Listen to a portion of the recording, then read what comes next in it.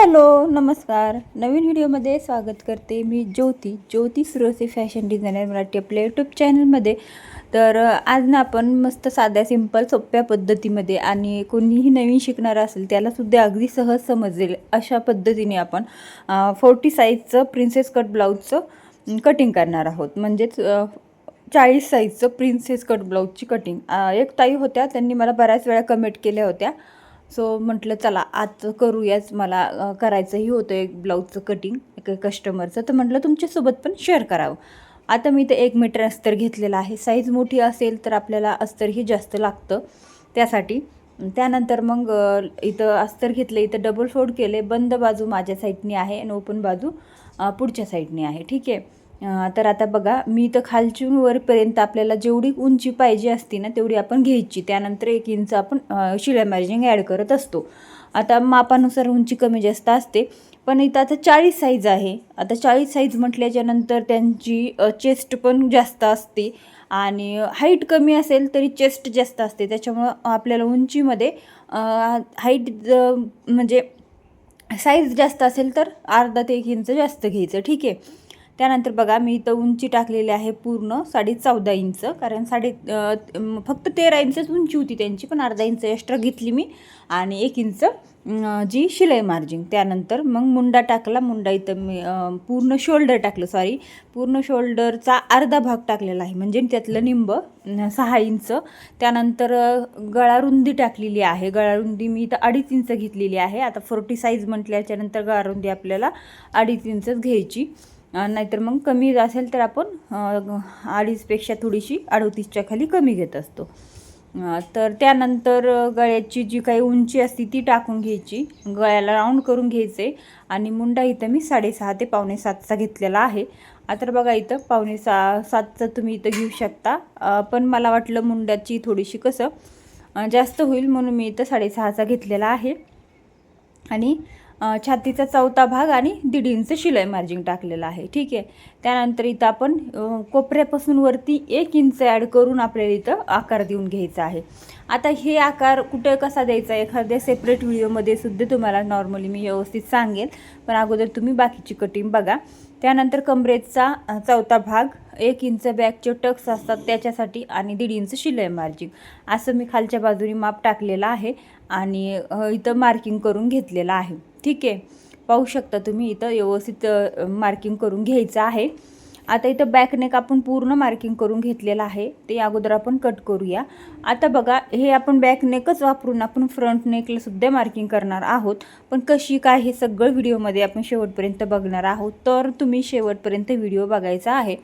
म्हणजे कसं सगळ्या गोष्टी सविस्तर समजायला लागल्या की आपल्याला कटिंग सोपं जातं आणि कटिंग आवडायला पण लागतं.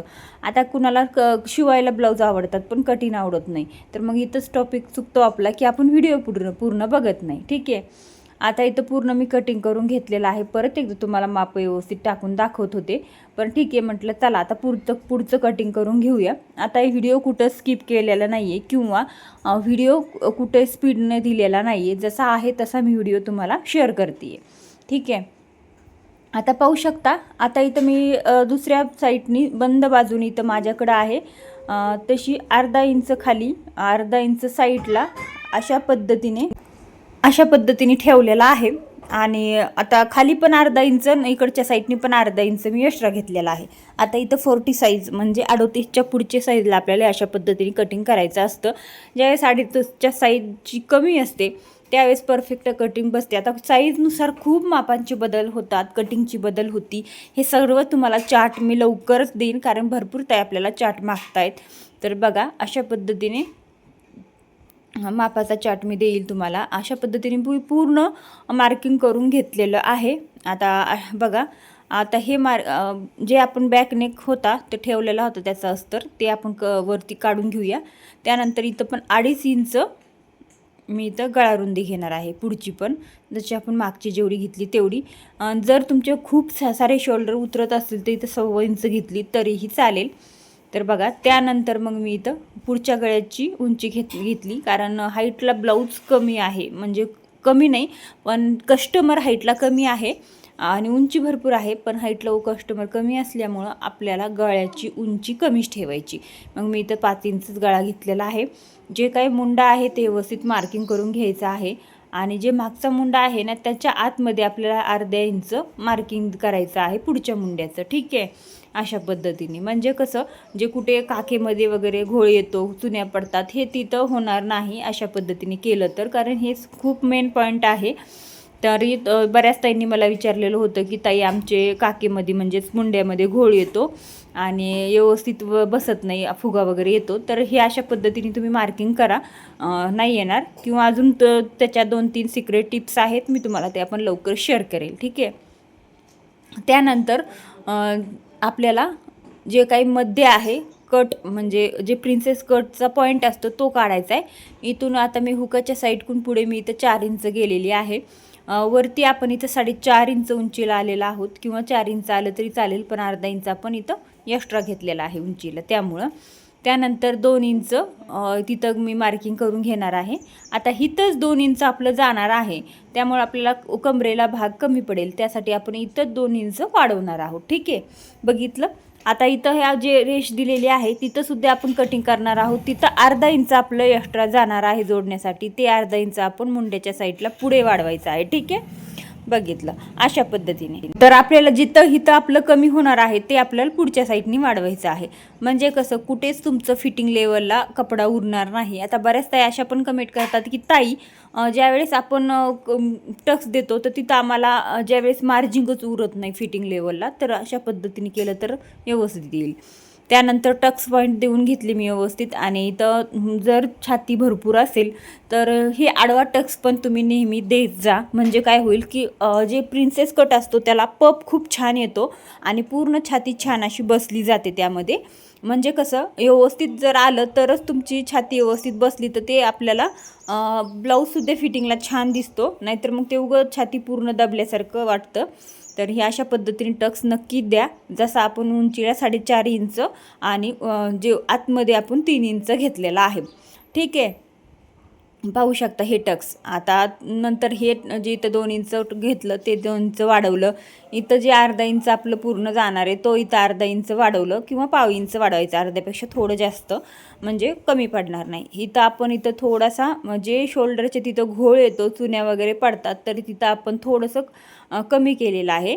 आणि इकडून खालून आतमधून थोडा आकार दिलेला आहे. ठीक आहे, असे छोटे छोटे पॉईंट आपल्याला लक्षात ठेवायचे. आता ज्यावेळेस भरपूर छाती असते, 40 म्हणजे 38च्या पुढचे ज्यांना छाती भरपूर असते आणि जो मुंड्याचा भाग असतो म्हणजे शोल्डरचा भाग ते थोडासा कमी असतो, मग त्यामुळे आपल्याला इथं थोडंसं डोकं लावून कटिंग करायचं की कुठे काय प्रॉब्लेम होतो अशा पद्धतीने आपल्याला कटिंग करायचं असतं. ठीक आहे, आता हे पूर्ण आपण व्यवस्थित कटिंग करून घेऊया. प्रिन्सेस कटची कटोरी वेगळी करून घेतली. त्यानंतर मी इथं पुढचा गळा पण कट करून घेत आहे आणि त्यानंतर साईड पॅटर्न पण आपल्याला व्यवस्थित ओपन करून घ्यायचं आहे. म्हणजे दोन्ही पण भाग आपल्याला वेगळे वेगळे करायचे असतात. आता बघा, अशा पद्धतीने माझं हे इथं प्रिन्सेस कटचं कटिंग झालेलं आहे, फ्रंट पार्ट आणि बॅक नेक पार्ट. ओके, अशा पद्धतीने. आता इथं मी बॅकनेकचा गळा पण कट करून घेते, सिंपल गोल राऊंडमध्ये होता त्यामुळे. आणि अशा पद्धतीने मी आता पूर्ण इथं माझं कटिंग रेडी झालेलं आहे. आता बाहीचं सुद्धा मी तुम्हाला कटिंग दाखवते, पुढे व्हिडिओ बघा.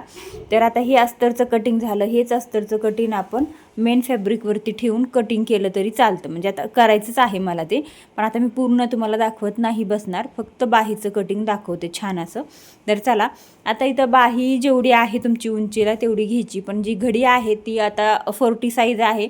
10 इंच म्हणजे चौथा भाग, म्हणजे 40चा चौथा भाग 10 इंच आणि प्लस अर्धा इंच जास्त घ्यायचे, म्हणजे अर्धा इंच आपल्याला एक्स्ट्रा घ्यायचं आहे.